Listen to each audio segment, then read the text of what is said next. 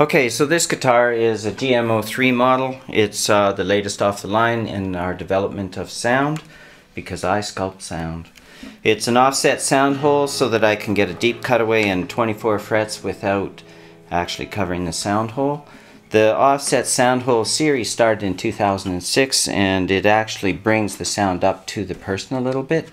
With this one, I've added a door that slides, a sound port, so I can adjust how much I have it open if the player wants to hear a lot. Personally, I think that the bass sounds really good when it's half closed, and when I fill it up all the way open, that the bass actually gets a little bit warmer. The other thing that has happened with this guitar is this treble side is quite a bit thinner than the bass side. So I've tipped it down on the treble side along the sound line to give the treble less room for smaller treble sound waves to develop and larger bass sound waves to develop on the bass side. That is a sound feature.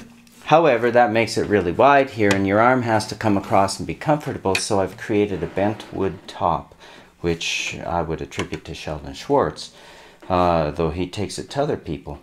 What it does is it just angles this off a little bit so your arm can comfortably come across and not be ragged, torn apart on the sharp binding, although my bindings are usually well rounded. The top is Sitka spruce with a East Indian rosewood back and sides, and it's got a flame walnut neck and heel, with Shaler tuners on a peg head that has zircote with a maple underlay on the back for the head veneer, and zircote with a maple underlay on the front veneer, making for a very bold, big, thick headstock, which is new for this series as well, and a nice big angle with the timeless T, and the slots are cut to look like two hands elevating, holding the T up towards the top of the headstock. The fingerboard is zirconia as well, and so is the bridge bone and for the nut and saddle with ebony bridge pins and pearl dot markers. It's also trimmed in purfling around the edge with a red border on each side, just to give the purfling a little bit more light display. It makes the light reflect really, really well.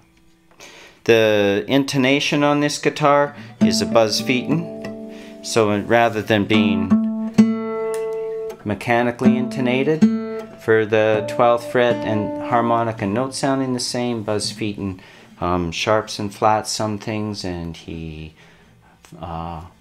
brings it into tune more like a piano, so that you end up having harmonically, strings working harmonically together, and it just brings out the sound of the guitar that much better, I think. So most of my guitars are buzz phaeton intonated.